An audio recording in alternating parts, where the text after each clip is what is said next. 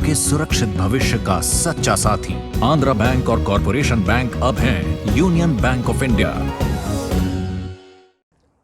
आज हमारे बीच में हैं भारतीय जनता पार्टी के लेह के अध्यक्ष। तो आज उनसे जानकारी लेते हैं कि उनका राजनीतिक कैरियर कब शुरुआत हुई थी। तो आप बताएंगे कि आपका जो राजनीतिक कैरियर है कब आपकी शुरुआत हुई थी? जी सुशील जी, सबसे पहले तो मुझे इस आपके फोकस न्यूज़ में अवसर देने के लिए बहुत बहुत धन्यवाद। मेरा जो पॉलिटिकल कैरियर, राजनीतिक जो कैरियर शुरू हुआ आज से कुछ 25 साल पहले जब मैं जनरल सेक्रेटरी नेशनल कॉन्फ्रेंस में हुआ करता था। उसके बाद फिर लद्दाख यूनियन टेरिटरी फ्रंट उसमें फिर शामिल हुए।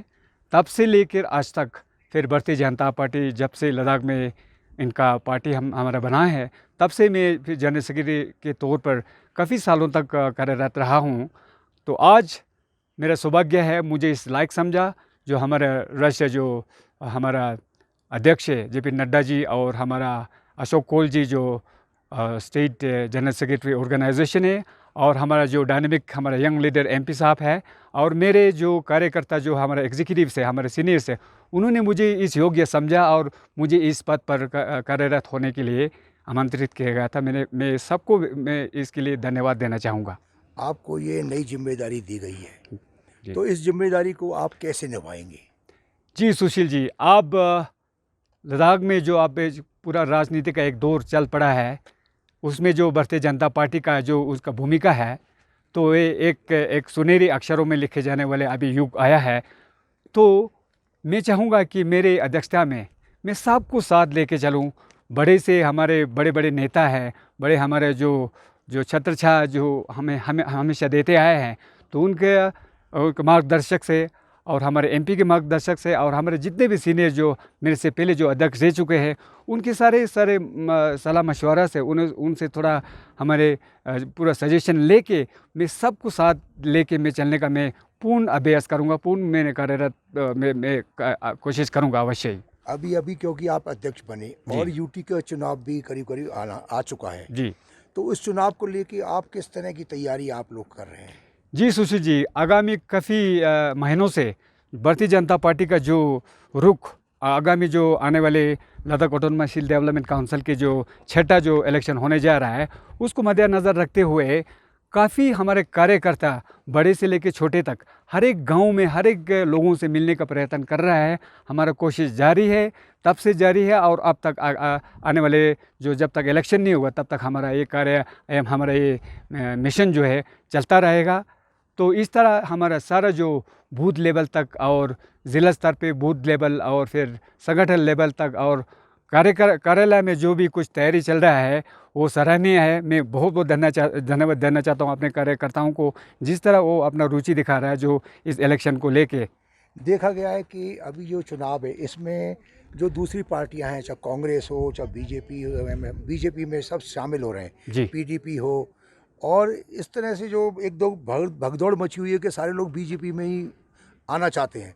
इसका क्या कारण है? क्यों पार्टी छोड़ के लोग जो है BJP में शामिल हो रहे हैं? सुशील जी, सबको ये बोलने की आवश्यकता मैं नहीं समझता हूँ। जिस तरह आपके जो चैनलों द्वारा काफ़ी सालों से अभी हमारा नरेंद्र मोदी जी का दूसरा कार्यकाल जो 5 साल के बाद फिर शुरू हुआ है, उसको मद्देनज़र रखते हुए आजकल पूरी दुनिया में जो जिस तरह आप लोग हमारा जो मीडिया है, जो टेक्नोलॉजी है, जो TV हो या पत्रकारिता हो या और हमारा मोबाइल हो, हर कोई हर एक दिशा में आप समझदार हो गए हैं। जिस तरह मोदी सरकार पूरे भारतवर्ष में एक सबको साथ और सबका विकास और सबका विश्वास को लेकर चल रहा है, उसी प्रकार लद्दाख के लोग भी समझदार हो गए हैं। जो हमारे ग्राउंड लेवल पे जो हमारे मैदान पे जो दिख रहा है और जो उनका सोच है, जो उनका जो एक विचार परिदृश्य एक विचार है, उसको सराहनीय है। और लद्दाख के लोग बड़े हो या बूढ़े हो या आने वाला जो हमारा राष्ट्र को ऊपर ले जाने वाला हमारे बच्चे हो, वो सारा बिल्कुल समझते हैं कि नरेंद्र मोदी की सरकार में जहाँ पर भी BJP का जो परचम लहरा रहा है वो एक पारदर्शी एक ट्रांसपेरेंट एक हमारा राजनीति हमारा जो भारतवर्ष में जो चल रहा है उसको सराहनीय करते हुए लद्दाख में जो अब जितना डेवलपमेंटल वर्क हुआ है उनके दौरान हमें इसी 1 वर्ष के अंदर हुआ है। बाकी सब बखूबी जानते हैं कि 70 सालों में ऐसा जो एक उन्नति लोगों में एक अंडरस्टैंडिंग भाईचारा ऐसा कम ही जो पॉलिटिशियन जो आगामी पहले जो उन्होंने राज किया था उनके समय में उनके कार्यकाल राजनीतिक कार्यकाल में ऐसा देखने को नहीं मिला था। यूटी बन चुका, एक साल जी। पहले डिक्लेयर हो चुका, जो सबसे बड़ी डिमांड थी जी 370 हट चुकी है। जी अब क्या लोग क्या चाहते हैं भारतीय जनता पार्टी से? जी, सबसे पहले तो मैं कल जो है जो 27 अगस्त को जिन्होंने अपना जो बलिदान दिया था नवांग दोरजे स्तुपदन, उनका 31वां पुण्यतिथि हमने मनाया था, जो हमेशा हर एक साल लद्दाख बुद्धिस्ट एसोसिएशन जो है उनको संगठित करते हैं, आयोजन करते हैं। तो उनको सबसे पहले तो हम सभी लद्दाख वासियों की तरफ से शत नमन। जिस तरह उन्होंने अपना जान का जो बलिदान दिया है वो हमेशा हमें इतिहास में भी उनका नाम लेते रहेंगे। अब जिस तरह लद्दाख को यूटी मिलने के बाद जिस तरह लोग भारतीय जनता पार्टी में आकर्षित हो रहा है, क्यों ना हो, इतने 70 सालों के बाद एक दिशा दिखाने वाला एक राजनीतिक पार्टी जो लद्दाख को मिला है, और इतने हमारे जो बड़े हमारे जो लीडर हैं काथुक संगसांग, त्सरिंग दोरजे लाकरुक, और हमारा राष्ट्रीय जो कहीं अध्यक्ष है उसमें हमारा जो अशोक कोल जी का भी बहुत हम आभारी है। जिस तरह उन्होंने मार्गदर्शक किया पार्टी को चलाने के लिए, और हमारे जितने भी एग्जीक्यूटिव्स हैं जो कार्यरत पार्टी में हैं, उनका सारे सहयोग से भारतीय जनता पार्टी आजकल लोगों में छाए हुए है, दिलो जान से छाया हुआ है। इस काउंसिल में अब जो चुनाव होने वाले हैं जी, कितने ऐसे काउंसलर हैं जिनके टिकट कटने की संभावना है, या सभी को आप एडजस्ट कर पाएंगे? जी, ऐसा भारतीय जनता पार्टी का हमारा पार्टी का एक अनुशासित पार्टी है। जो कुछ भी हमारे जो एग्जीक्यूटिव्स है, जो हमारे बड़े नेता है, जो भी उनका इंस्ट्रक्शन आएगा उनमें ज़्यादातर हमें जो वो मार्गदर्शक करेंगे उन पे सहमत होंगे, ऐसा सारा लोगों का हमें मानना है। और हमारे पार्टी में रहते हुए ऐसा अनुशासित मैंने कई वर्षों से देखा है। जो कुछ भी निर्णय करेंगे, जो सिलेक्शन कमेटी बैठेंगे, कमेटी जो गठित होगा, जो वो अपने योग्यता के ज़रिए जो काउंसिल जो अभी एग्जिस्टिंग काउंसिलर्स है उनका जो कार्य को देखते हैं, जितना उन्होंने अपने अचीवमेंट्स अपने क्षेत्र में किया है उसको मद्देनज़र रखते हुए, और आने वाले जो काफ़ी जो नए चेहरे होंगे वो सारा मंथन करके उनको टिकट देने का मुझे संभावना है। जो पार्टियों में आए हैं अभी, एनसीपी, कांग्रेस और किसी पार्टी से शामिल हुए हैं जी, उनका कोई ना कोई तो मकसद रहा होगा कि हम भी भारतीय जनता पार्टी में जाएंगे तो हमें ये मिलना चाहिए, पद मिलना चाहिए या टिकट मिलना चाहिए। यदि ऐसी स्थिति में यदि उनको टिकट देते तो अपने टिकट कटने की संभावना ज़्यादा रहती है। जी, तो ऐसी स्थिति में आप कैसे दोनों को कैसे तालमेल बैठा पाएंगे? जो अभी हमारा आजकल जो भारतीय जनता पार्टी के अंदर जो एक राजनीति का एक मंथन हो रहा है, जिस तरह कहीं जो ऐसे जो काउंसलर्स हैं जो उनके पूर्व जो उनका जो पार्टी छोड़ के आए हैं, उनको अवश्य को मद्देनज़र रखते हुए उनको हम निराश नहीं करेंगे।